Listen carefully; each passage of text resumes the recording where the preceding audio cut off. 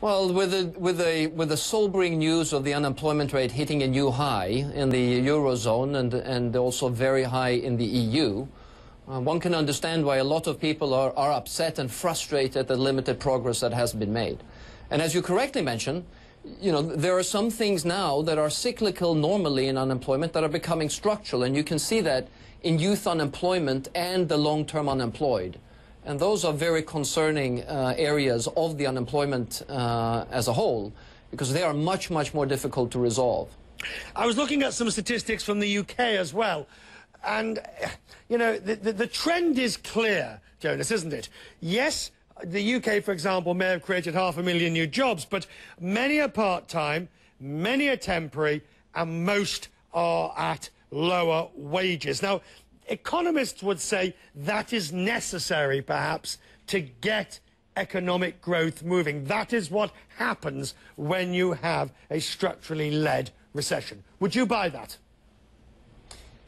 Well, I think that to see any meaningful reduction in unemployment, we need growth.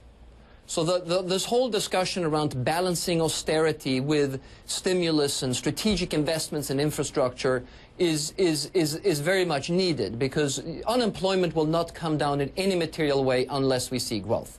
There are, of course, the early stages of a recovery, and today's UK numbers on manufacturing were positive. So it isn't surprising that these are the kinds of jobs that you would see earlier in a recovery phase. Southern Europe, and I mean, I know you also cover the Americas, but I think that we can put that to one side just because the state of play, or the parlous state of play in Southern Europe is so bad. Can you see in your work there any signs for hope at the moment?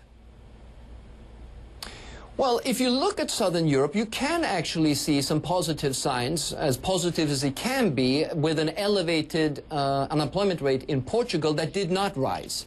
Unfortunately, Greece and Spain saw continued rise. France, of course, also saw a rise, but Italy stayed stable as well.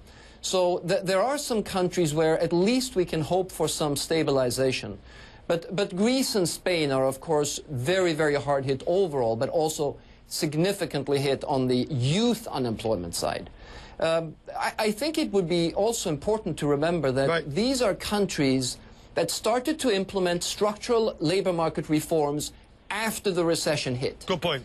And as we think about the, as we think about the European unemployment picture, you're really talking about 2 or 3 different regions in themselves, with Northern Europe, you know, getting slightly worse, but still much, much better. And what we have to remember is all of those countries implemented structural labor market reforms before the recession. Jonas